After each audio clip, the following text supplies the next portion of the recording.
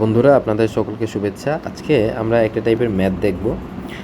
এই ম্যাথগুলো প্রায় সময় বিভিন্ন ধরনের চাকরির পরীক্ষায় এসে থাকে। তো এমসিকিউতে যেহেতু আসে এই ধরনের অঙ্কগুলো, তো আমরা খুব দ্রুত কীভাবে সমাধান করতে পারি।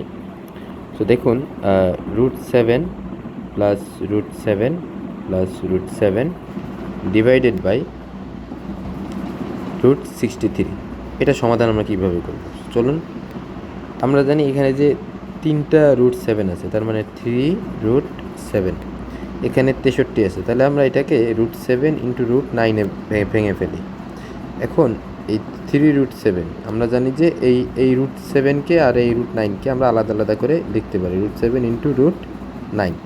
তাহলে এই √7 যদি কাটা চলে যায়, তাহলে এই √9, এখন আমরা এই √9কে 3² লিখতে পারি। আপনারা জানেন যে স্কোয়ার আর রুটে কাটা যায়, তাহলে হচ্ছে আমরা যদি এদিকে করি তাহলে 3 ডিভাইডেড বাই 3, এটা কাটা গেলে 1 থাকে, তাহলে এটার উত্তর হচ্ছে 1। ধন্যবাদ।